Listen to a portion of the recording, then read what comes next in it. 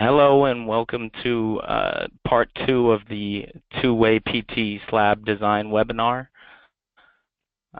My colleague Spencer Lee went over the part 1, which covered the modeling of the slab and loads, as well as some support lines and the mapping of the banded tendons in the model. My name is David Leland, and I'll wait maybe a minute or two for some more attendees to get in before I continue on with the part 2 of this webinar.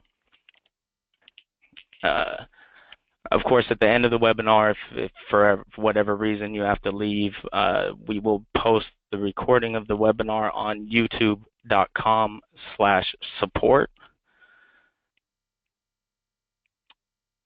And there'll be a webinar playlist where you can see past webinars we've done, as well as the recording of this current webinar. If you have any questions, there is a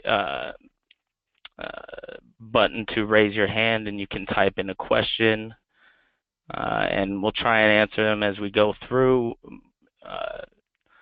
More detailed questions may be better to send to support@adaptsoft.com so that we can have time to get through everything we want to get through today, and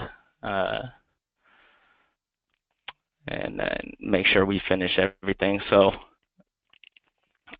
any detailed or specific modeling questions, I would refer you to support@adaptsoft.com.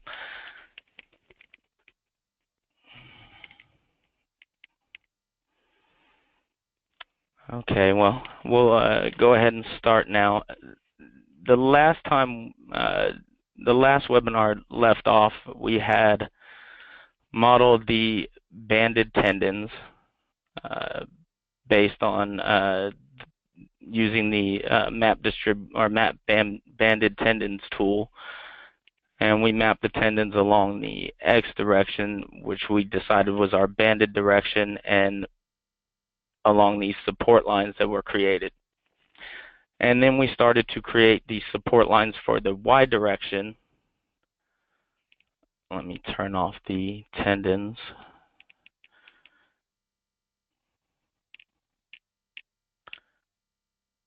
It looks like I have a raised hand.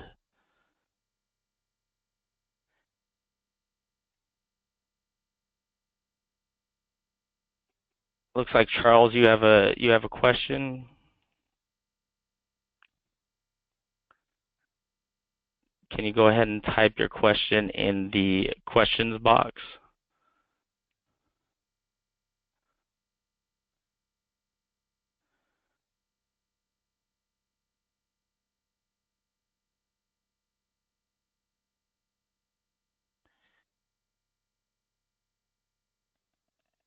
Adam, it also shows that you are having a question. Can either of you type your questions in the question box? And while we wait for them to type their questions, we'll go ahead and continue here. So we laid out our support lines along the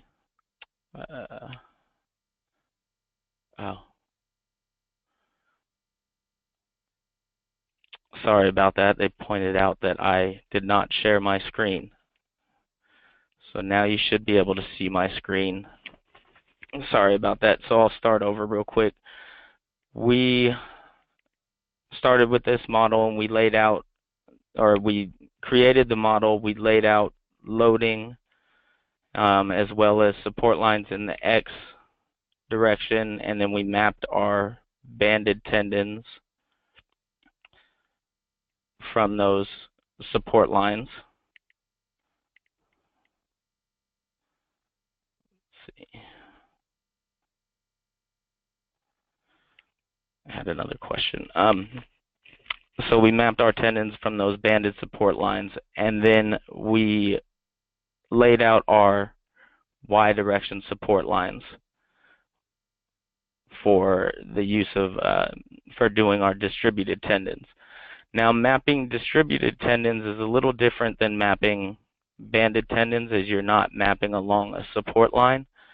With distributed tendons, you need a master tendon.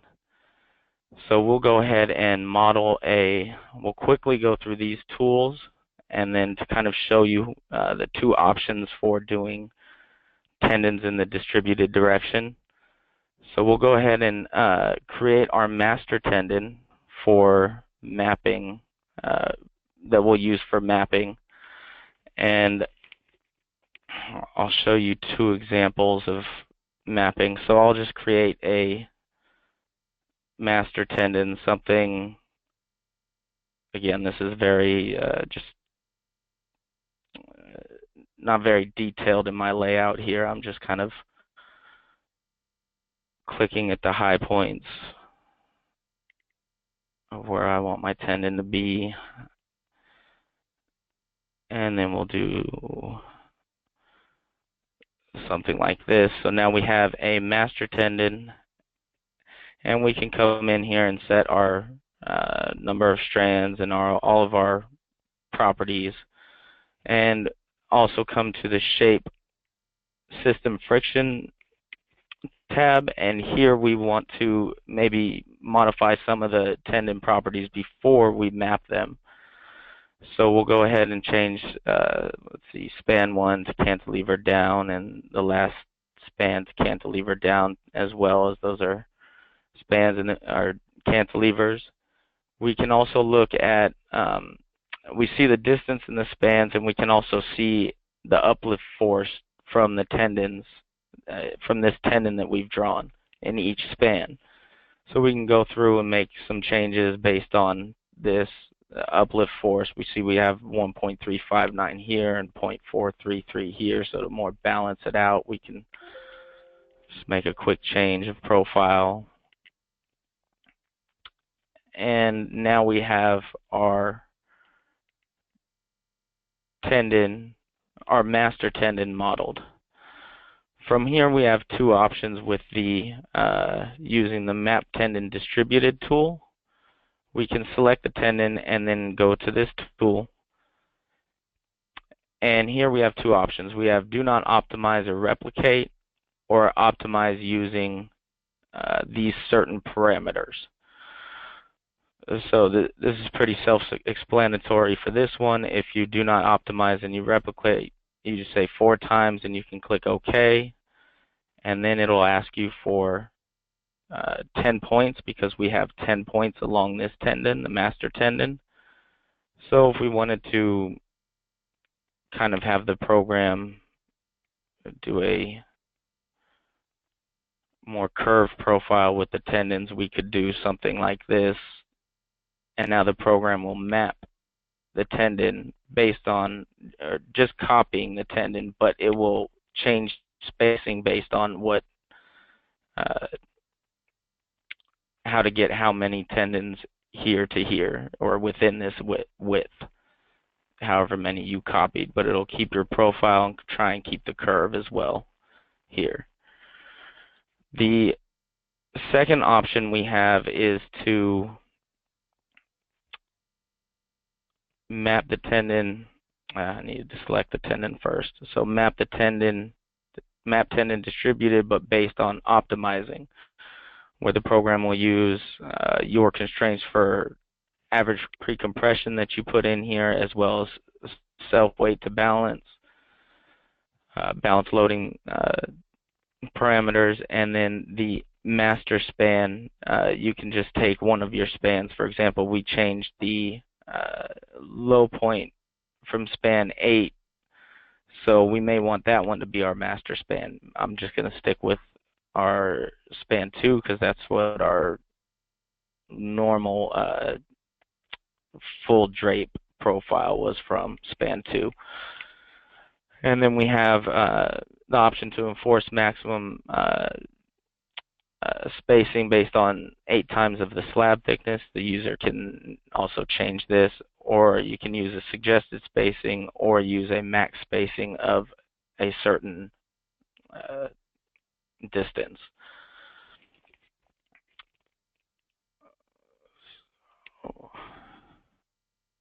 So now we go, once we click OK, the program again asks us for the 10 points.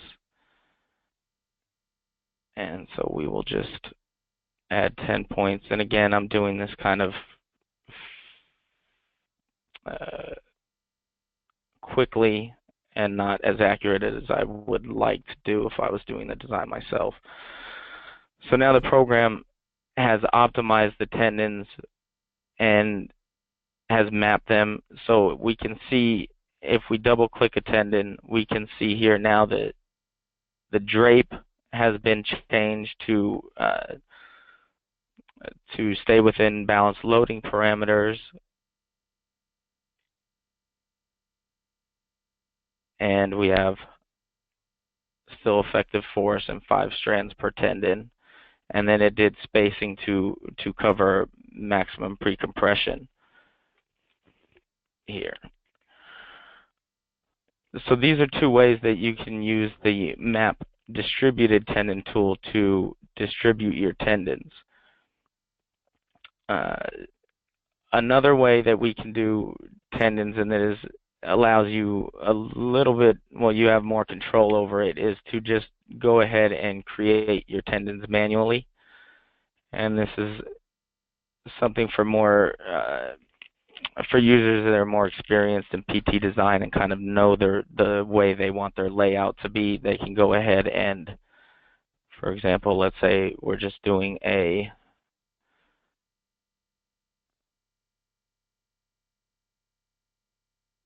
straight, instead of curving the distributed tendons, we're just going to put them straight along the slab.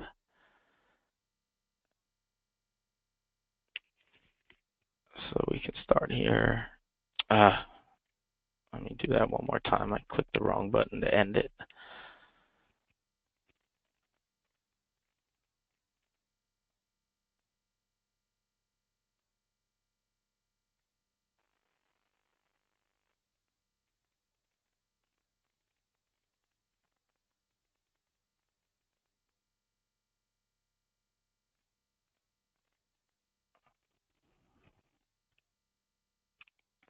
And the tendon's pink because I snapped it outside of the slab, but I do that so that I can then come back and snap to intersection. And the tendon will then change back to this brown color. So now we have a tendon, and we can go ahead and make our changes to the profile. Say cantilever down here, and we can bring up certain the shorter spans if we wanted to. And then since the middle spans are running against the wall, we'll change those to straight.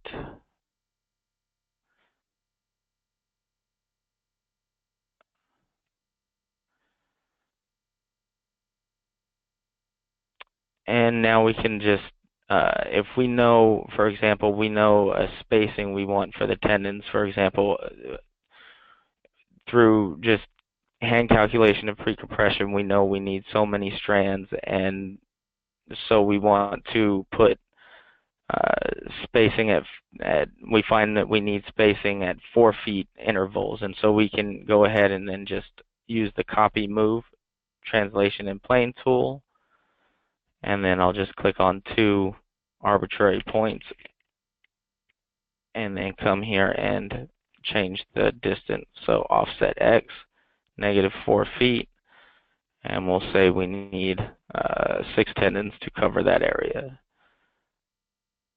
And it will copy it out, and now we can adjust these ones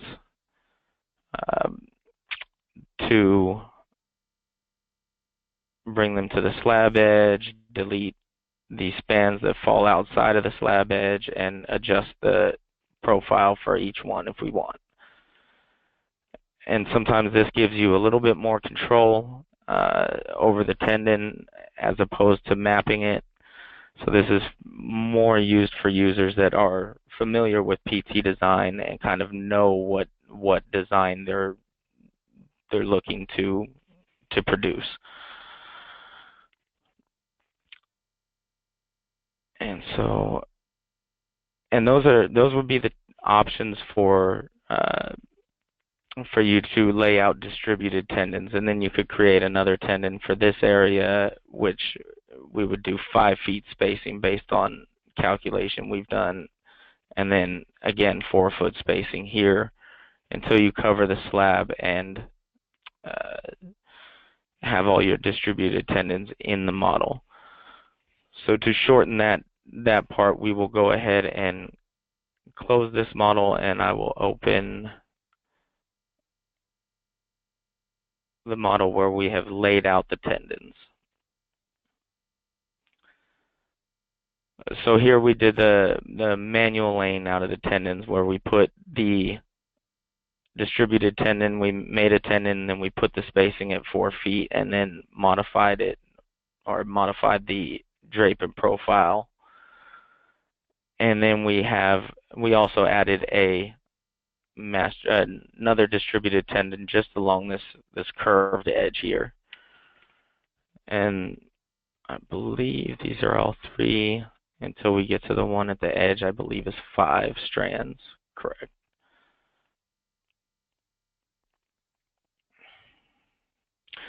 So now we have our model completed. We have our tendons laid out the way we want them and the way we believe is best for the design. We have our loading, we have our geometry, and now it's a matter of reading results. We also have our support lines. So it's a matter of now reading results and seeing and doing our design checks to see if we're passing stress checks, pre-compression checks, as well as we can do deflection checks and balance loading checks as well. So I will go ahead and run the model. And in this window, this time we will run the model for, previously I believe we ran the model just for service because we were just checking the integrity of the model and making sure that everything was connecting properly and that there was no weird deflection results that might show an instability error with the model. So we'll go ahead and we will select all combinations, and we are designing for this slab. We are designing this just for gravity loads, and there's no takedown loads or anything. The columns are continuous, so we don't need to do any full building analysis to do the gravity design of this floor. So we will leave these options. Actually, these shouldn't even be on because, let's see, it must have a preview. I must have had a previous run, so that's why they're showing. But instead of grayed out, but we will go. So we'll go ahead and not include any because we don't have this design isn't. We're not doing a lateral design, or there's no takedown loads that need to be applied to this slab somewhere. So we'll just do the gravity design of this slab. We are using the uncracked stiffness modifier. As was explained in part 1, you do have the option of using stiffness modifiers to force behavior of a slab for lateral design, or force a one-way behavior, or these kind of options. And we will keep the vibration analysis turned off, as we're not doing the vibration analysis on this slab. We will keep this, we will keep the stabilized slab automatically against in-plane translation and rotation checked. This is to, if you remember the single level mode, the program will support the far end of the columns on a fixed roller condition. So we need to be able to stabilize the slab from any XY movement. So we do this by, when this is checked, the program will add 2 stabilizing point supports to the slab to stabilize it in the XY direction. From any, since this is gravity only, that would be from any maybe lateral force from PT that gets driven into the slab. And we will go ahead and analyze the model.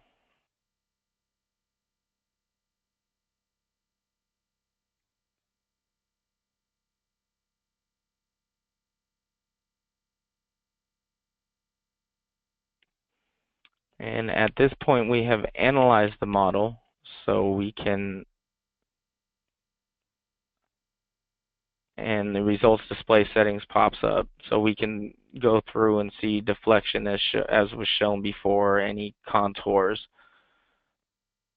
What we can't see yet is any design section information. And this is where you're going to be doing your code checks, is through the design section. And this is also how the program will calculate the reinforcement needed for each section and do stress checks as well. So we will, along the integrated, it'll do the stress check along the design section. It will integrate the actions along the design section and then show the stress check. So we now need to design our design sections. We've already generated our design sections, so now we're going to design them. And we have two options here, design and investigate. For our purpose, we'll use the design. We have the investigate option, which the investigate option will not design any additional reinforcement for your slab. It will just check it'll calculate the moment demand and show you the moment capacity based on the geometry, the loading, and the rebar, the rebar that you have in the slab that you as a user have input into the slab as base rebar. So that would be either a rebar mesh, or you could do distributed or banded rebar, and then the program would take that into account, but using the investigate mode would not calculate any additional reinforcement to meet strength demand. The design, in addition, investigate will also not check stresses. The design command will report stresses as well as calculate additional reinforcement for each section, either based on minimum code provisions or based on strength demand. So we'll go ahead and design the design sections now.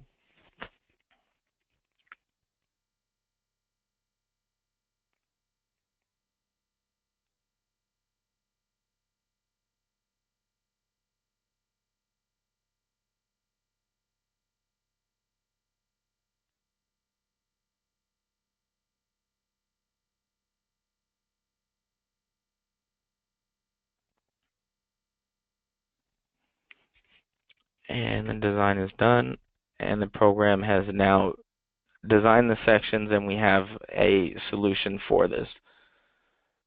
Another thing that I probably would have done before I went to laying out tendons would be just a quick punching shear check of the slab. We can, under FEM, we go to punching shear check. Once that's done, we can then come to the results display, the support line results scale toolbar, and show the punching shear design outcome. And this will show you the if the column passes, or if the column needs reinforcement, or if there's no case here, but in some cases a column will read as no good, meaning there needs to be some geometric or loading change in order to solve two-way shear for a certain column.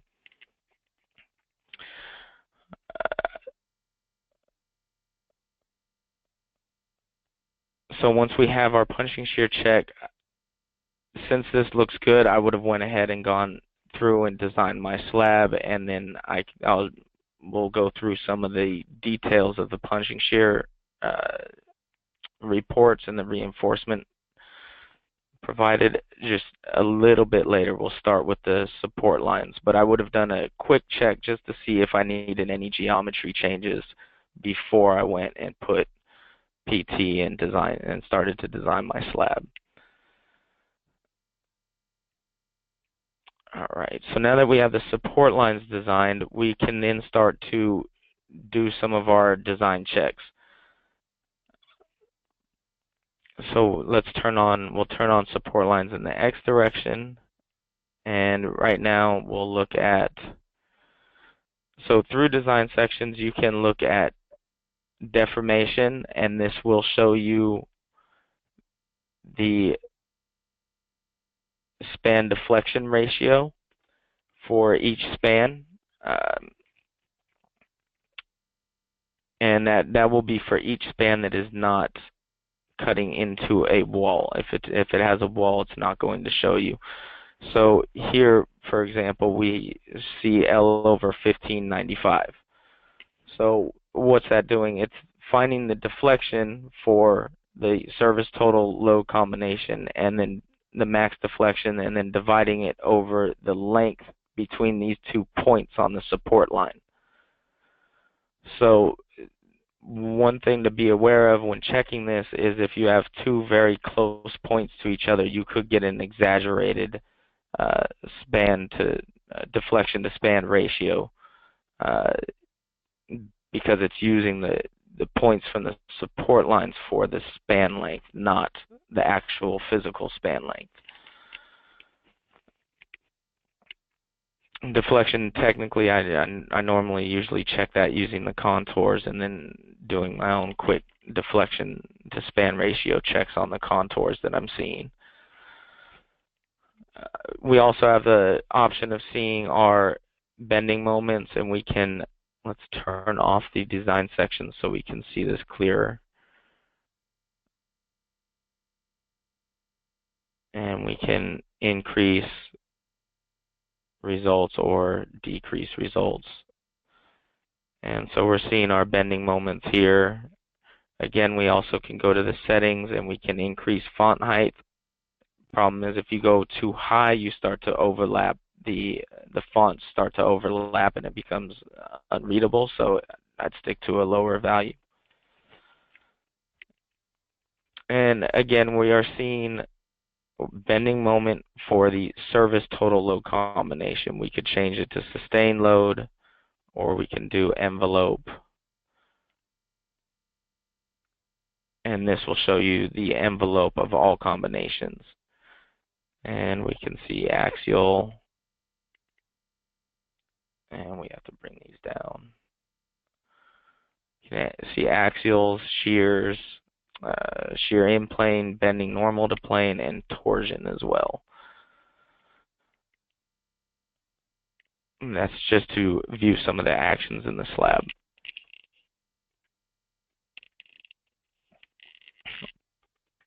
So now we want to check one of the code checks we need to do is, looks like we have a question. Let's see.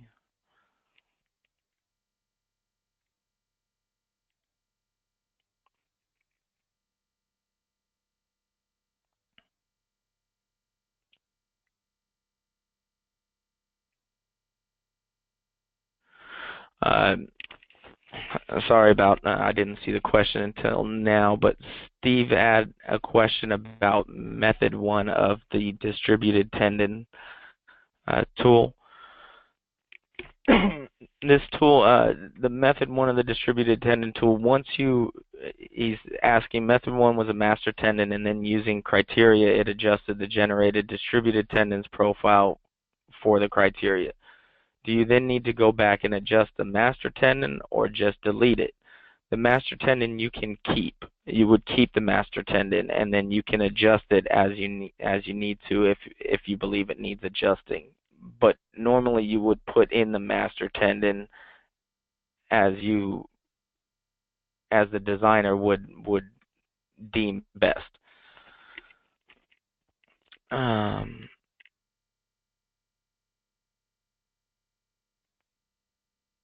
And Charles Eggert asked, last time there was a change in slab thickness at the cantilever and first interior span. Is that true with this model? I believe that was in the PTRC demo that kind of used the same model, there was a need to thicken the first, the last span, or the cantilever and the span adjacent to the cantilever in that webinar. I don't believe that they used I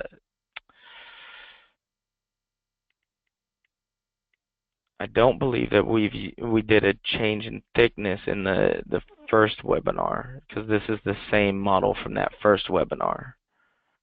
So I believe that's from the PTRC webinar. Okay, so now we're going to go back to checking our stresses, and we turn on our X direction support lines, and now we want to see the design section cuts, and we will turn on the top stresses. And we're on envelope right now, so that's envelope. It's showing the it's service checks, so they're based on the 2 service conditions here. And we can see our stresses. We can turn off the graph if we want. For example, we might see a NG here for no good, and if that's the case, we may want to turn off the graph so we can easily see any pink design section. A design section will turn pink if it's no good.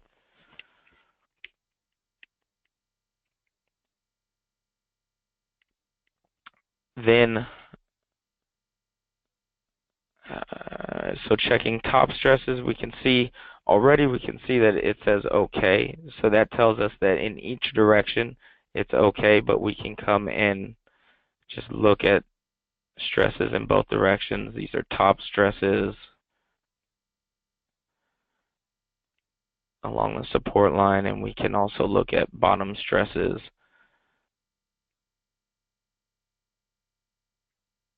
along the support line as well.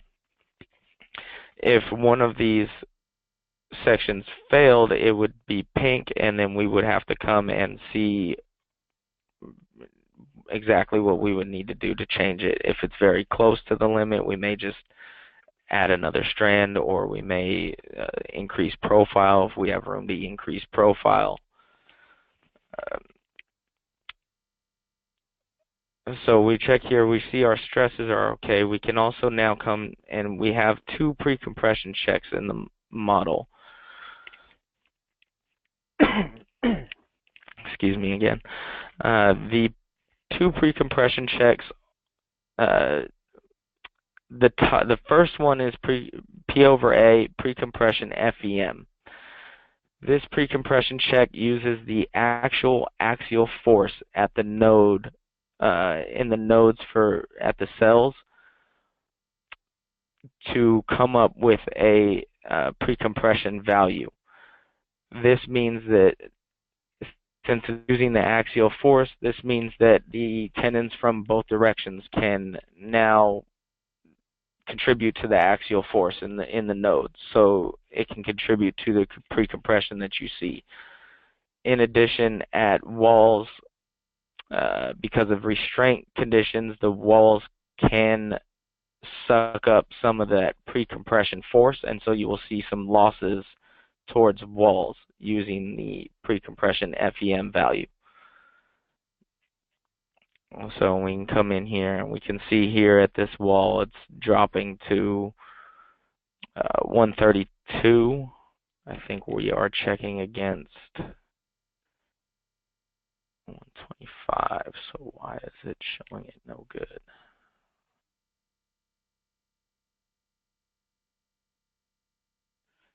Here we go. It's showing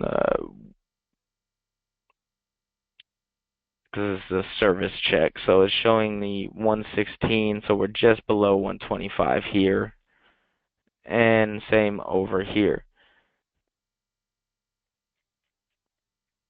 And we have a drop off here as well, because again, it's using the actual axial force at the nodes, at the shell nodes along this design section, and then integrating it along the design section.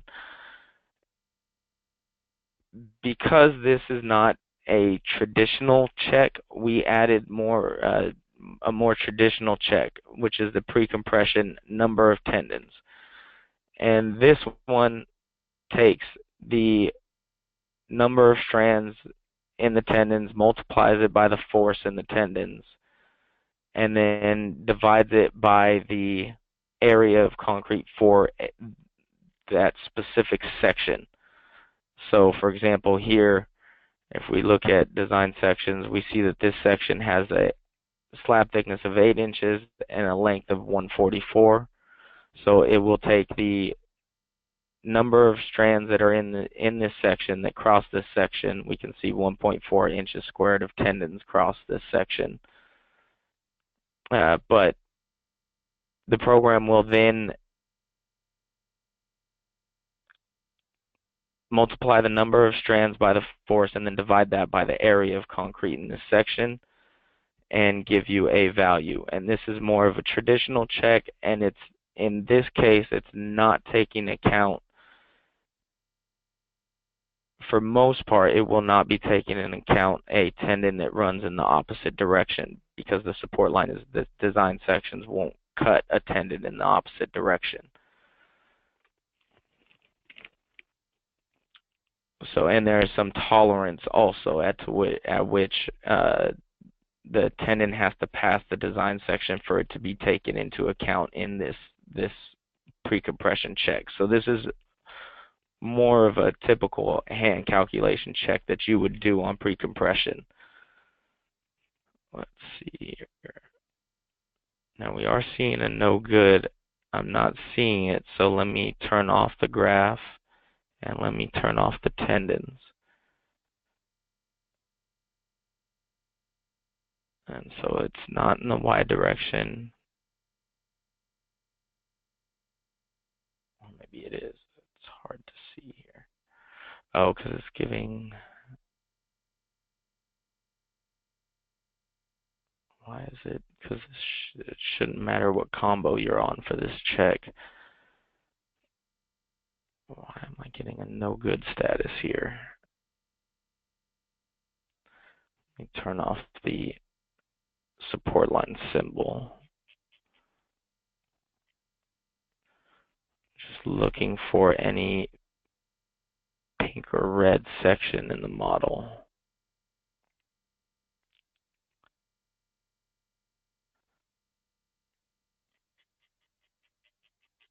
And it looks like we're getting it here. There must be a section here that's, yes, okay, so there's two sections here that are not, don't seem to be cutting the correct section. So let's see here.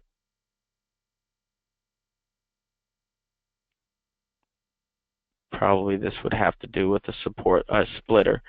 So if I put a splitter here, it will, then these two sections will most likely extend all the way down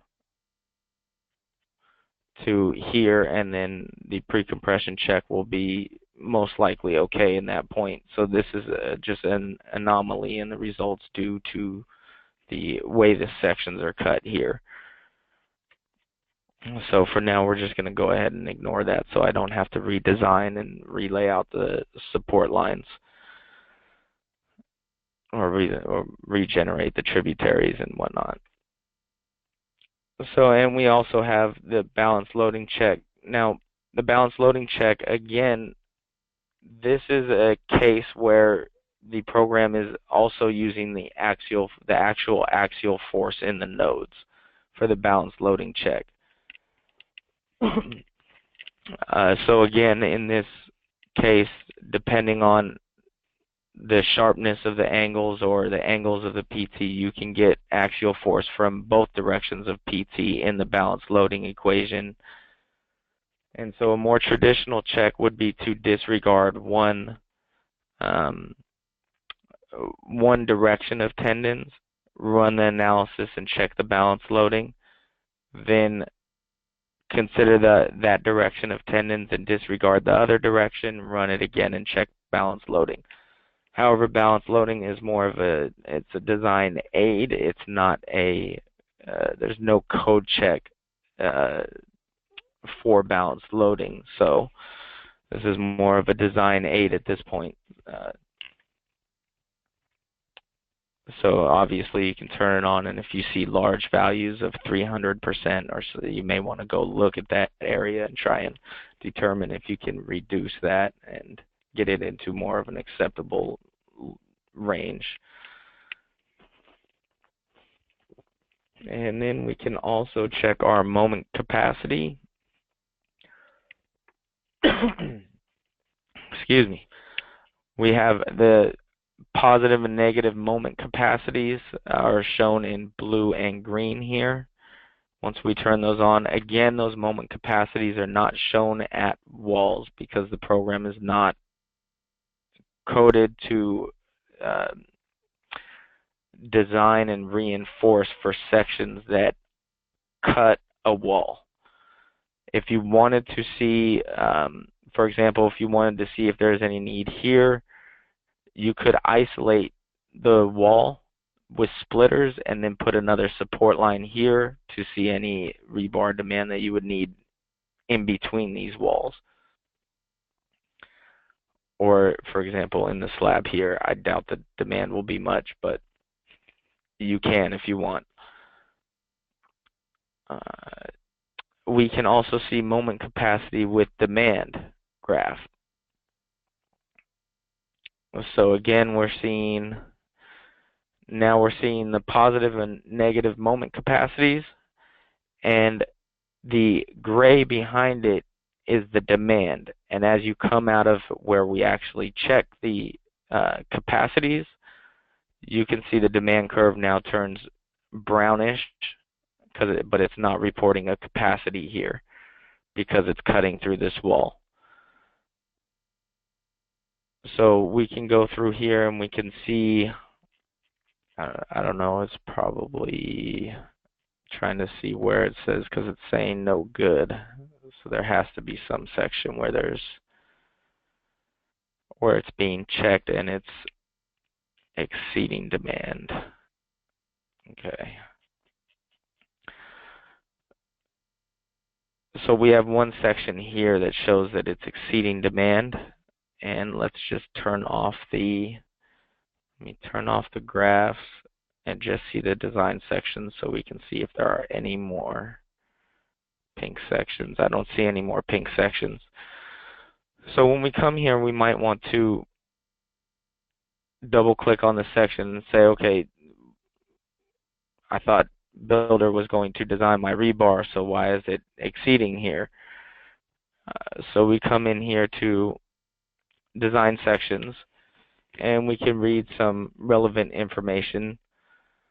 We can see in the design summary, it tells us the criteria for the design, which it was two-way slab, and it's because the design sections are cutting tendons, it's classifying it as a PT design. If the design section did not cut tendons, it would classify it as a RC design and use code provisions for just conventionally reinforced concrete. We can see our moment capacity and our demand. The moment capacity reported here is based on the geometry as well as any reinforcement that the user has put in the slab, as well as any additional calculated reinforcement the program has calculated to meet demand. The problem here is we're seeing a rounding error, an internal rounding error in the program. The program internally is reinforcing to 1.00, where here it's checking 1.001. It's checking a third significant digit in this plan. So because there's a slight difference there between the two, it's flagging this one as no good because it didn't reinforce all the way to the third significant digit. In situations like this, you can maybe just add one bar or decide whether you think it's necessary or not.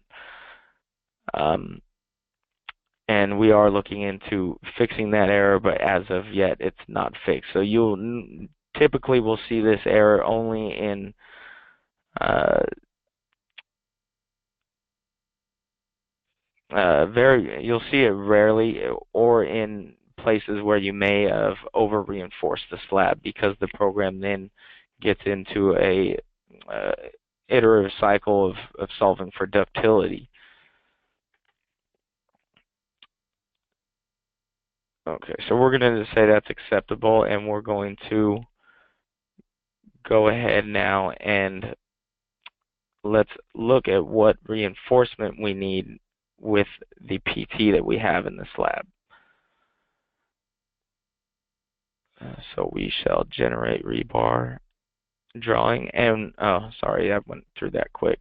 So I went to FEM, generate rebar, and generate rebar drawing options. We have a few options here. We can use calculated lengths, where the program will use the length for it'll find the section that needs reinforcement, and then we'll extend it to the last section that needs reinforcement. We'll extend it to the next section, and then provide an extension based on what we had set in the criteria.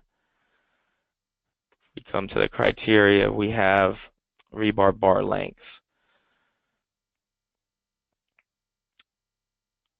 And here we can see we have a cutoff length of 0.17 for the length of the span. We have an extension of strength reinforcement beyond point of zero moment. This would be our extensions. And then we have some other options for adjusting length and center top bars over support, or adjusting them automatically to be in the center of span.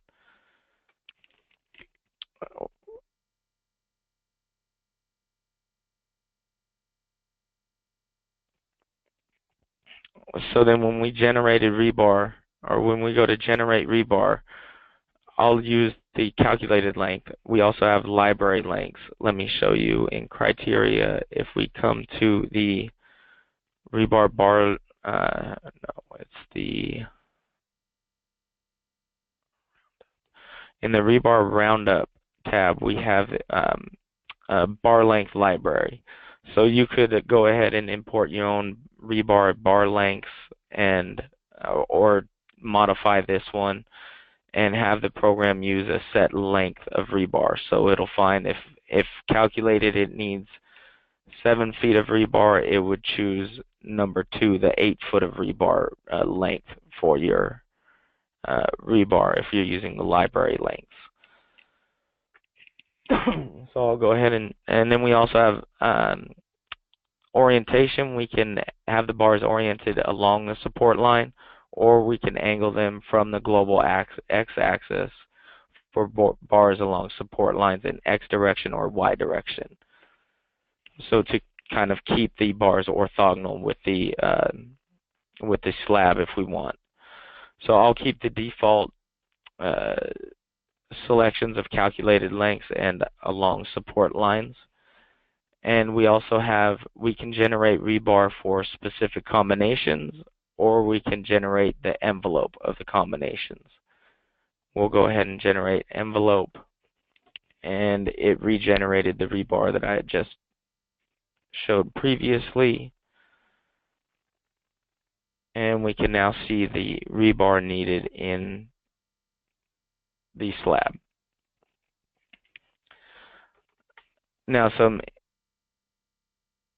good useful tool is along the support lines. If you, for example, if you see some rebar and you say, okay, well, this looks a little high in this location, why am I getting that rebar?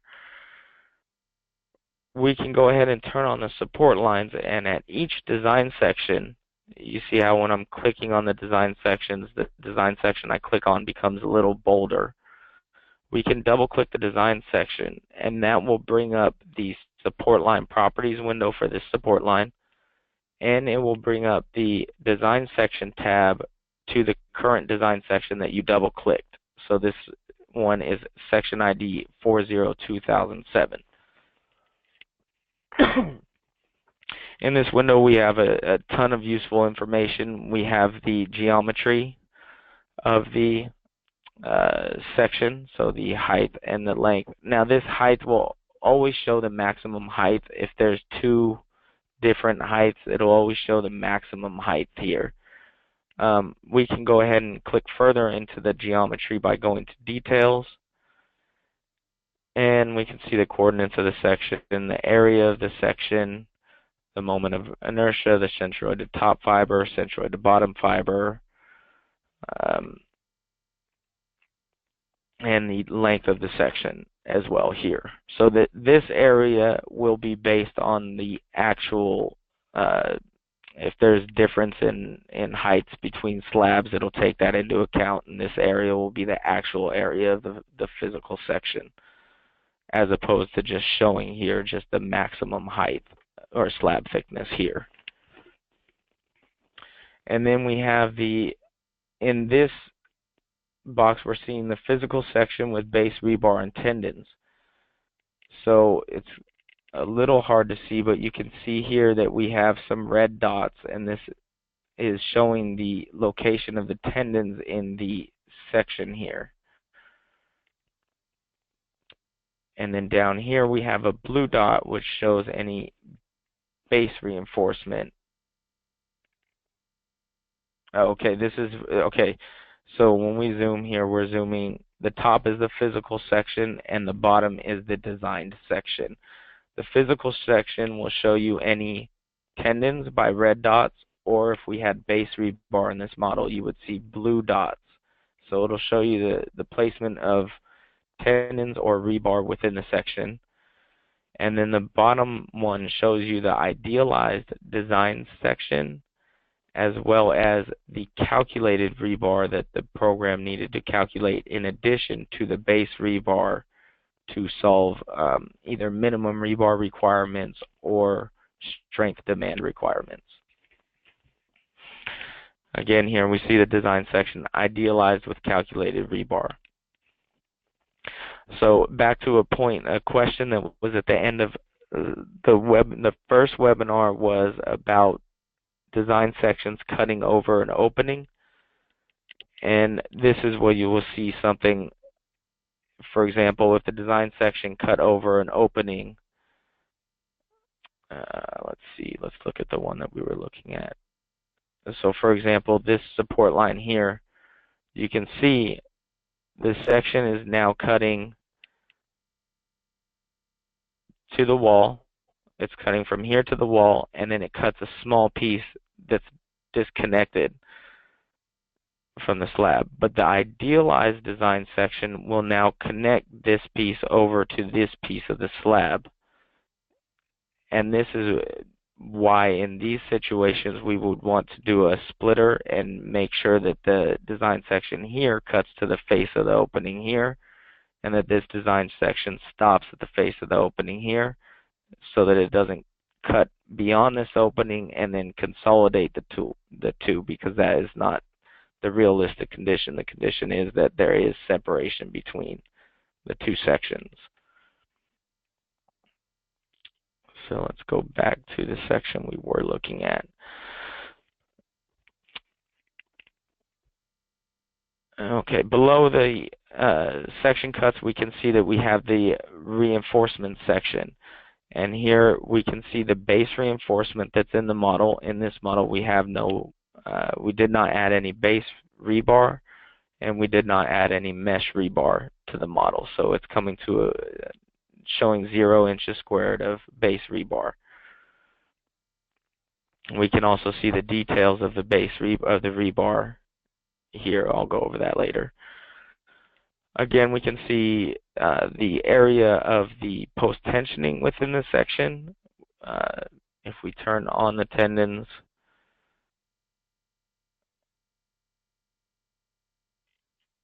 so the section we're checking, let's check this section here.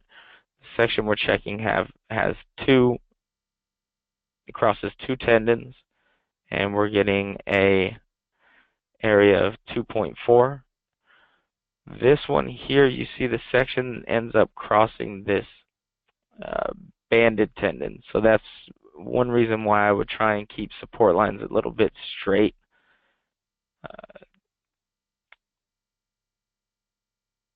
Let's look at this section.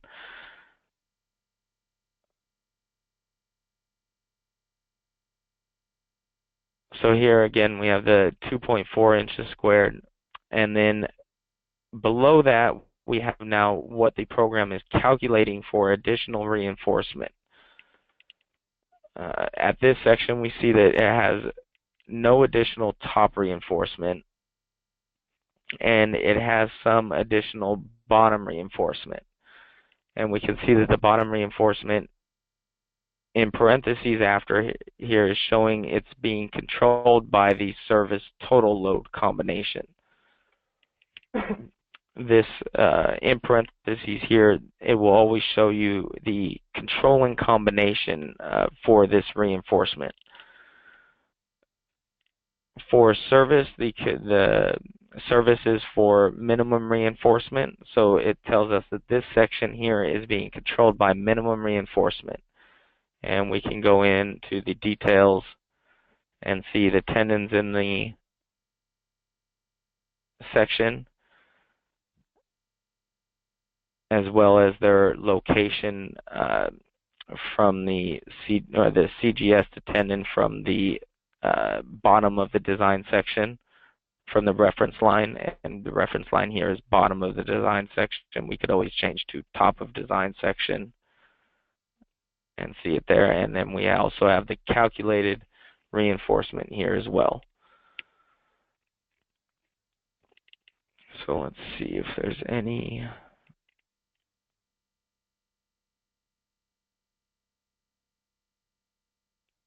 I'm not sure. We can see that even going through and spot checking, we can see that it looks like minimum reinforcement is controlling most of the design in this slab. I'm trying to look for, let me clean off this a little bit.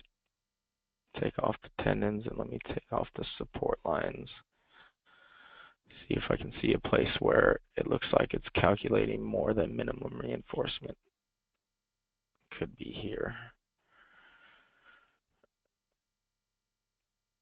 So here we go. When we double click on the design section here at the face of this column, we can see now for this design section, we have 1.8 inches squared of tendons crossing that section, and we have the program calculating an additional 3 inches squared of reinforcement, and this is for strength combination. And if we want to see further, we can go to details, and it says for strength dead and live combination.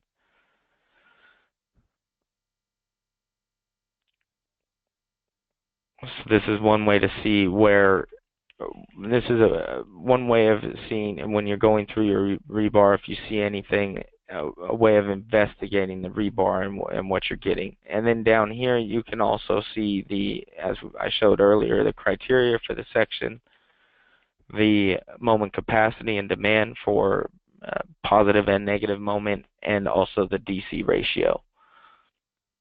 And if this was a one-way design, you would see shear capacity and shear ratio as well, or if it was a beam design.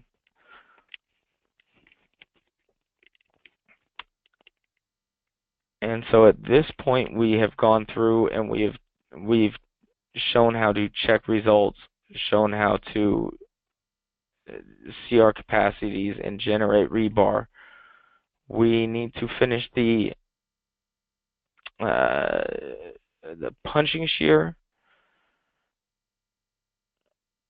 So let's turn off the design, the support lines, and let's turn off our rebar. And let's go back to our punching shear check. Now, I don't have to run this again, although I will. I could just go ahead and, well, I guess I won't run it again. I could just go ahead and again show our results. And here we can see column 15, 19, 20, all need reinforcement. And then down here, 33, 30, and 29 all need reinforcement as well.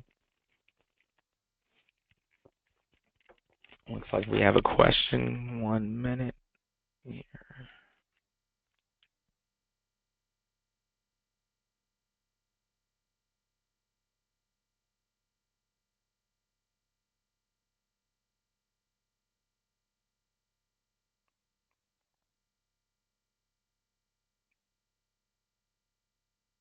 Or maybe that was an old question. I don't see it anymore. If you put up a question, go ahead and put it up again, as I don't see the question anymore.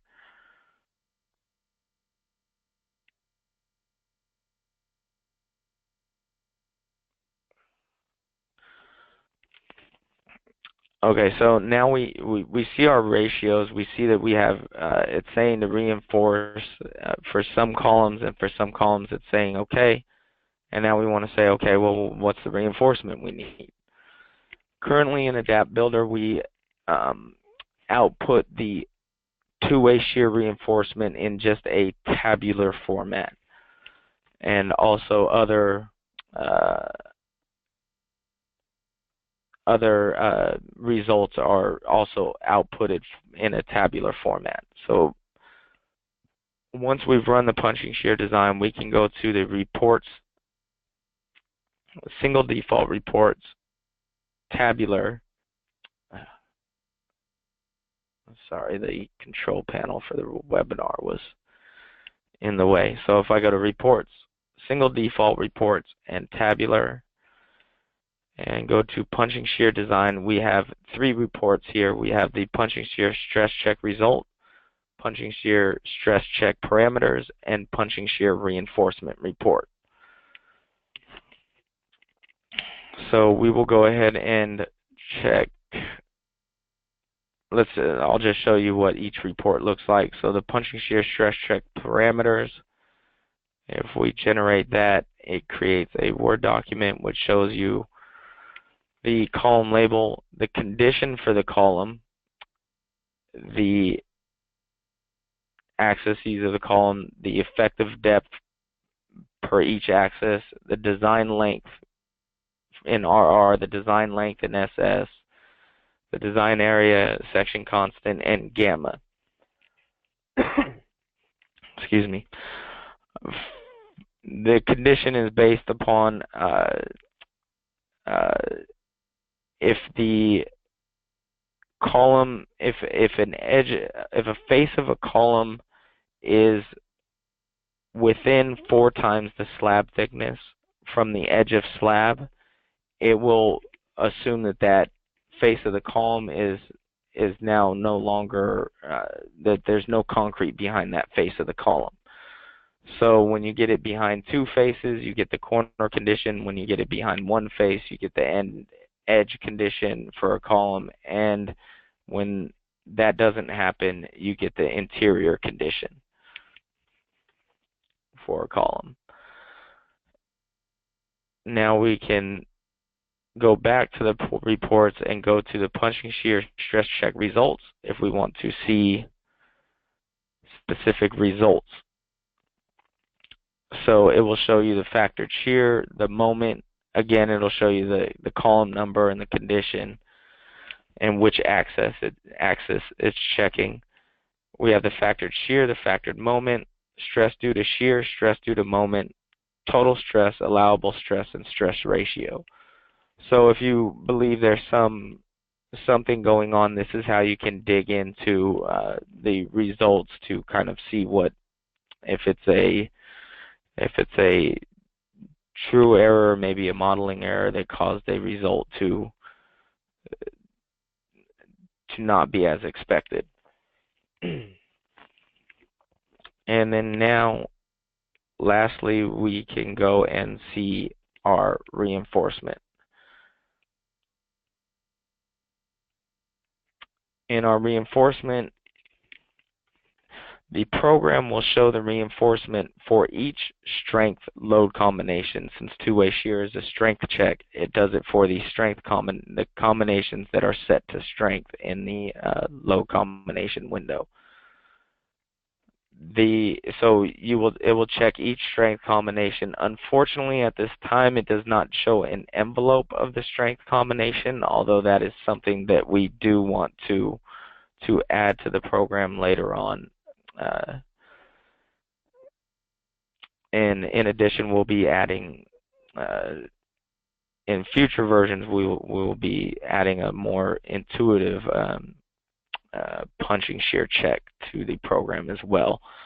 right now the options are kind of limited for, as some of the options like the stud diameter and the number of rails per side are set globally at this point. In future, we will have it set so you can, it's not set globally, and so you have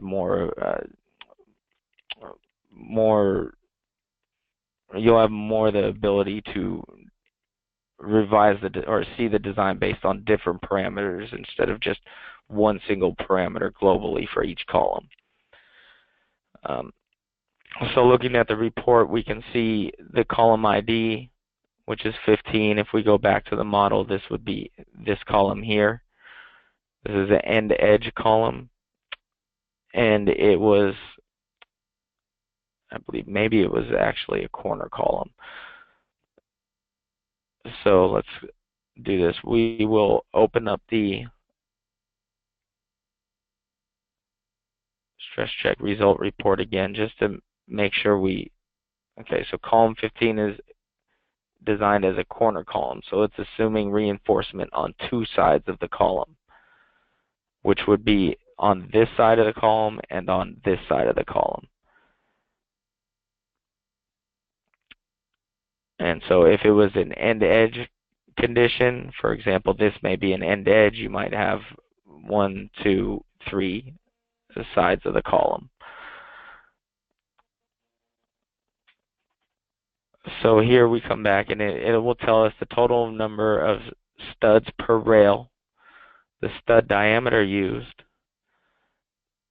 Up here it's saying the number of rails per side. So you have 2 rails per side. It's assuming, since this is a two-sided column and it's using 2 rails per side, it will have a total number of 4 rails around this column.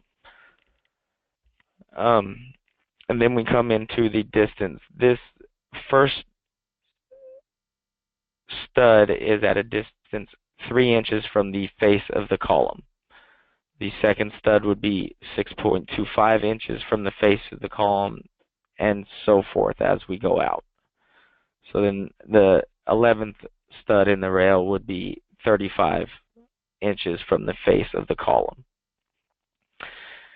And then, as stated before, unfortunately, we don't have an envelope, so you would have to envelope these manually. In a model like this, where we only have 2 combinations, it's pretty simple.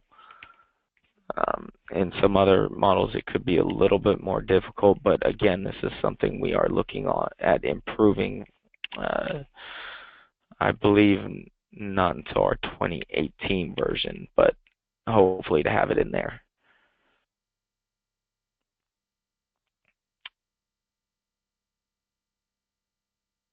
And then you can go ahead and detail your punching shear reinforcement based on that, or your two-way shear reinforcement based on that. In addition, there's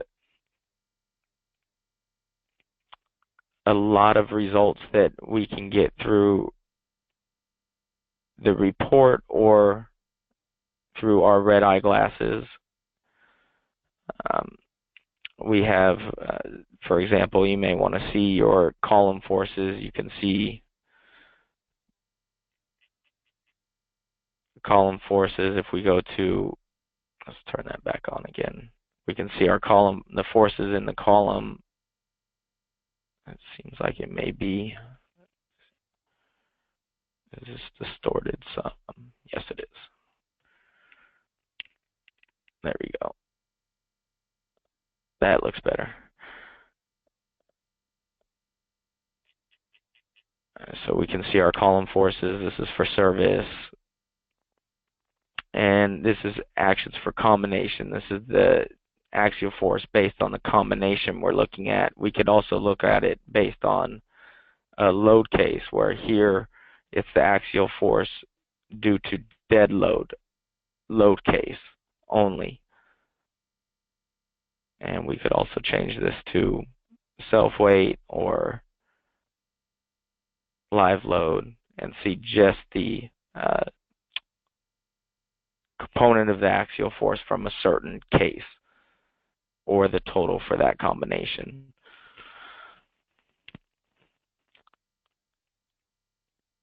In addition, we have And so we have plenty of options to see results. In here we have the column. You can see the axials. Same with the walls. You can see the walls. We have column design. We don't go over that here, but this is used if you're using Builder in conjunction with S Concrete to design the columns. We have actions for beams, actions for walls. Again, our design section actions where we went through and do our design checks. And we have some load takedown if we're using tributary loads, and if we did vibration analysis, vibration as well.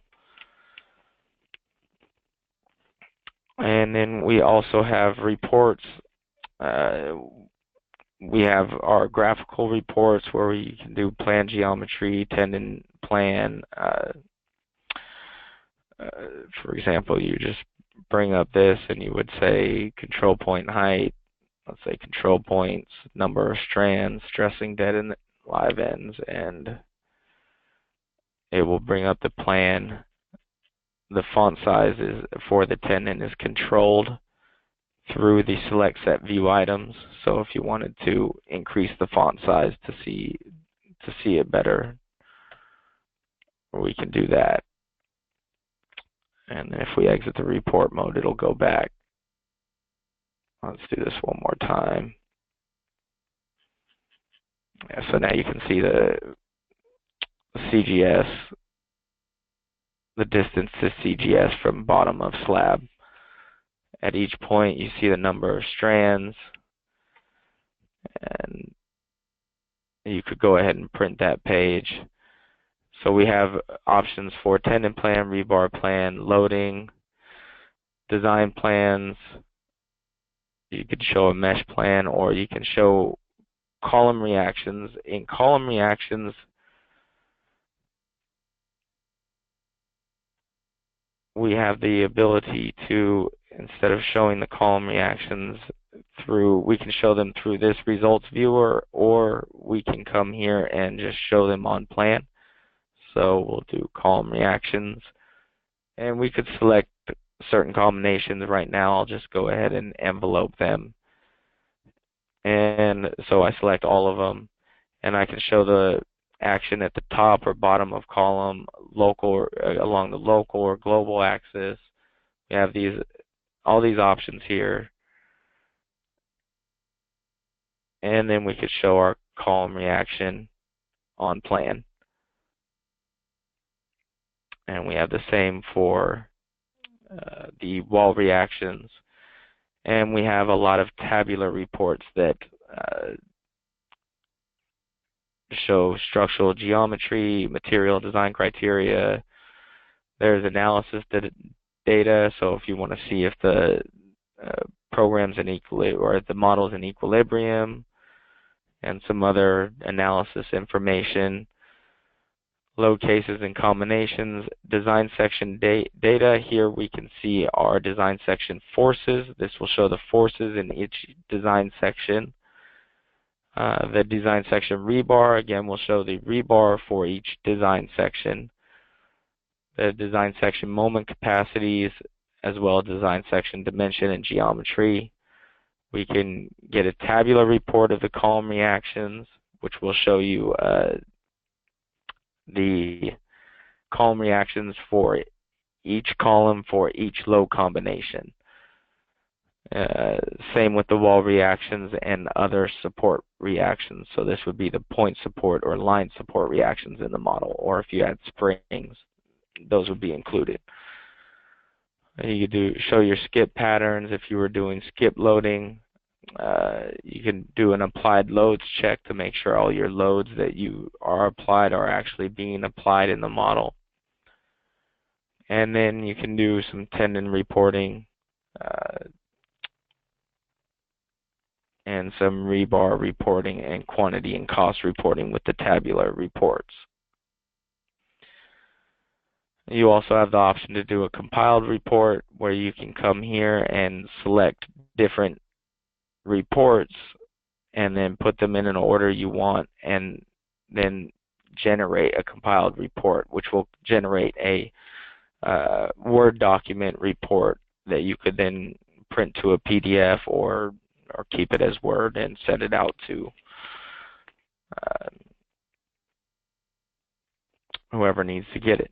And in here, you could also add your own graphical imported bitmaps and imported text.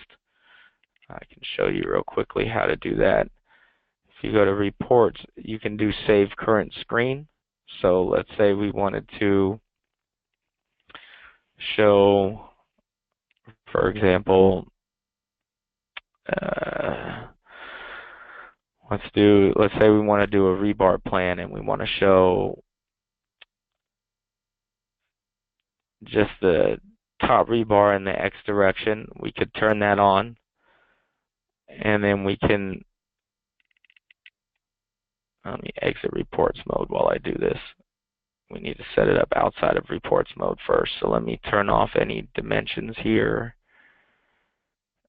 so we have a clean view, and then let me turn on the rebar, and I will turn on just the top rebar.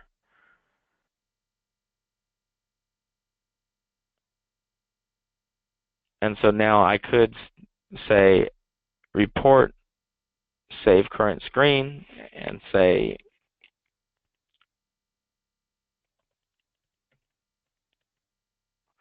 top X rebar, click OK. So now this screen has been saved. So if I come back into my compiled reports and I say graphical, under screenshots, you will see my top X rebar. So I could add that to the report as well. And then we would go ahead and create a report, and that would be done. Now, I've noticed when creating this page that I didn't go over some of these options.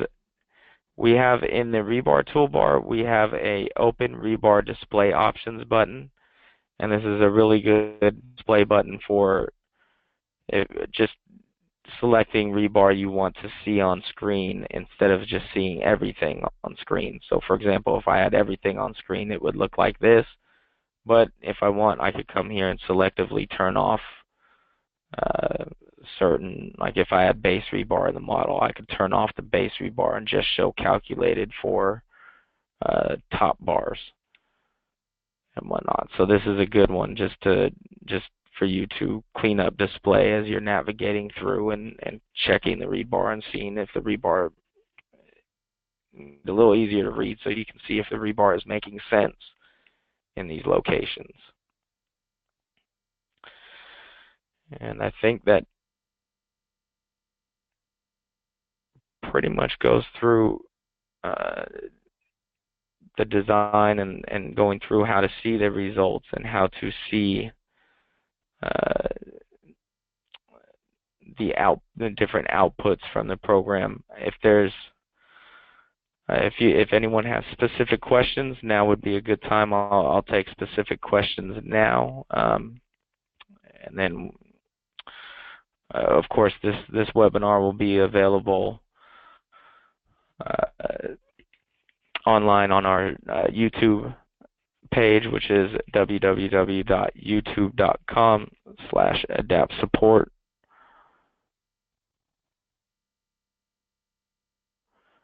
And that will be in our webinar playlist. Okay, so we have a question here.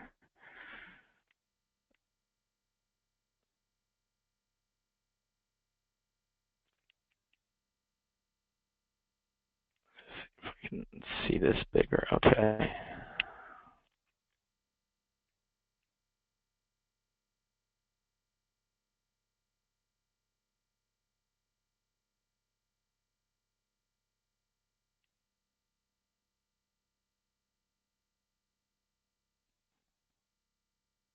Maybe that's an older question that I already...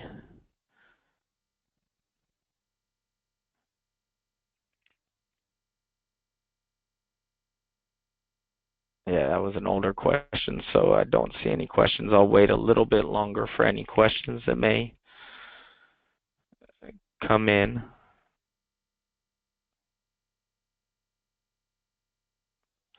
And in case anybody's interested, as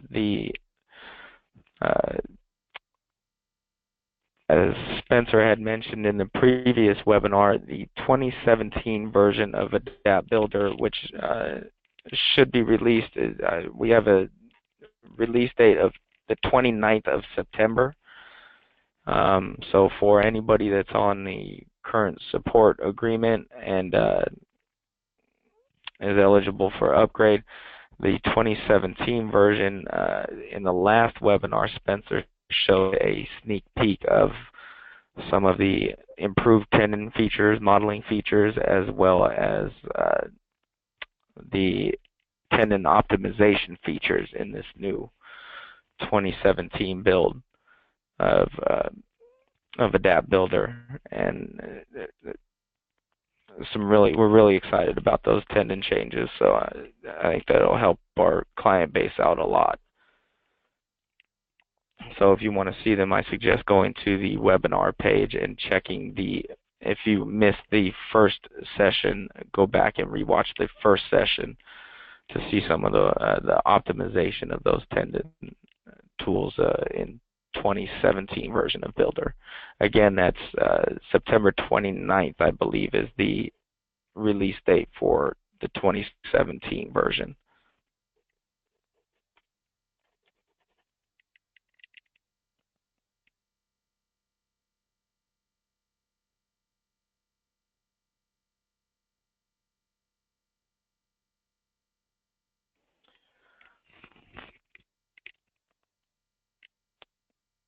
Okay, we see I have a question about what are the advantages of the program over RAM concept.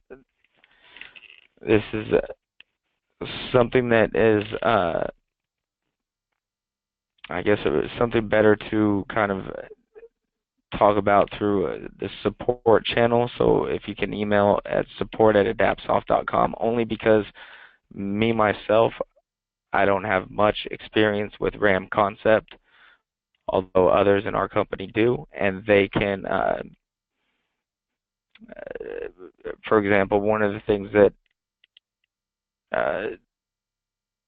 I understand is better is the modeling capabilities of being able to model stuff as you want instead of being restrained to some constraints due to the way the program is coded. So Builder allows you to is a lot more flexible in terms of the geometry that you can model and analyze and design. There are other advantages. So Russell, I would go ahead and send that email to support@adaptsoft.com, and I'll have Spencer will get back to you with some of that information. Or anybody else that's interested, you can go ahead and email support@adaptsoft.com as well. I see another question from Tien Lo. Was the oval shape of the building imported from a CAD drawing? Yes, Tien. The first session of this webinar, which is on our website, on our YouTube channel, I should say, goes through the creation of this model. And the creation of this model, it was taken from a CAD drawing, imported into Builder, and then transformed the CAD drawing entities into the Builder entities that you see here on screen.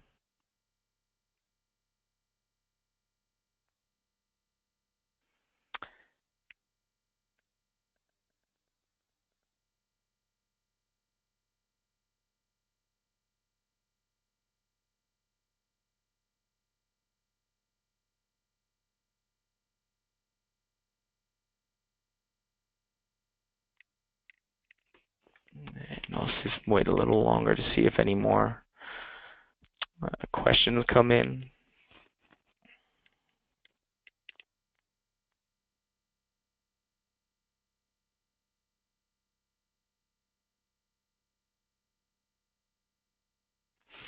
Russell is asking, how do you add drop panels? Drop panels are a specific component in Adapt Builder. So for example, if we wanted to add a drop panel to this column here, we could go to the Build menu and Structural Components, and we have the drop cap / panel. It says drop cap / panel. There's no difference between the two inside the building or inside of Builder besides just the labeling of it. So then I put in the drop cap. I can always change its properties. So we could have a, let's go, well, A is going to be there, so let's go. We could add a drop cap like this,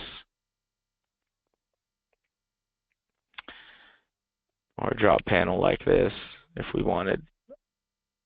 And this would be a drop panel in the program. If we come to the side view, you can see now that, or the orthogonal view, isometric view, you can see now we have a drop cap over this column. If we come to the side view, we can see that there is a drop cap.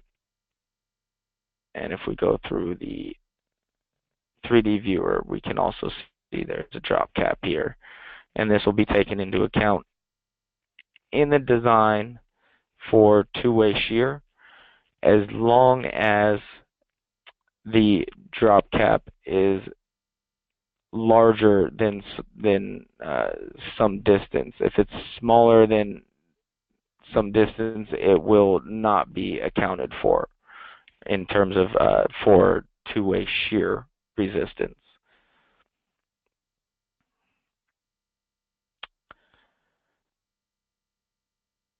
Now, another way you could also add a drop, for example, here, if you wanted a panel, since this side is irregular, instead of adding a drop panel, you could just add a slab thickening around it. For example, something like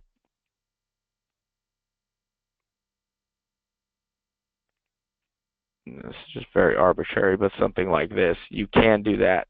The difference between these two is that when the program checks two-way shear, it will not check two-way shear outside the face of this added slab here. Or with a drop cap, the program will continue to check two-way shear outside of the face of this this drop cap, this edge. But if it's modeled as a slab region, it will not. It will get to the slab and then stop checking two-way shear.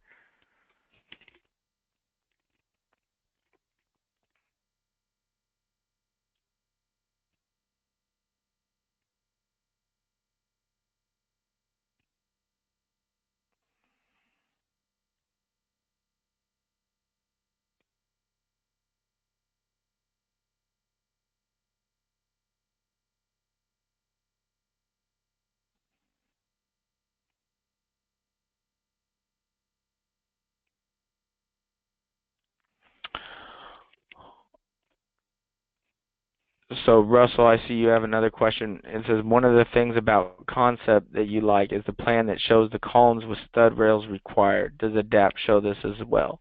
At this time, no, we do not. We show the only output for the stud rails is tabular at this moment. However, we are aware of some of the shortcomings of the punching shear of the program, as well as the outputting of the punching shear results of the program.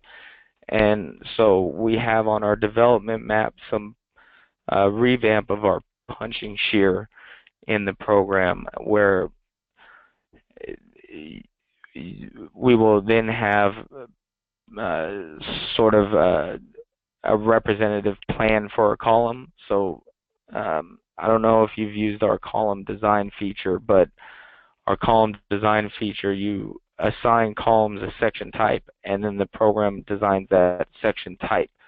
And we're going to kind of have the same concept with our punching shear in the future, so that you can have different parameters for different columns. And in addition, inside those improvements, we will also start to add some graphical representation of the stud rails in the output as well. Tian Lo says, does the program calculate the slab stress around openings? The program will calculate slab stress, and you can see the stress contours. So I'm not sure if that's exactly what you wanted to hear. If you need more specifics, I would say email us at support@adaptsoft.com for that one.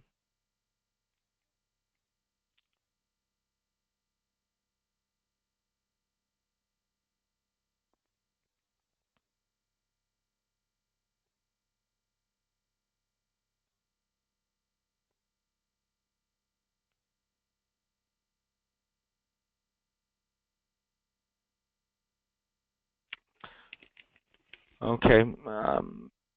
I don't see any more questions coming in. I'll give it one more minute, and then we'll close out the webinar if nothing else comes in.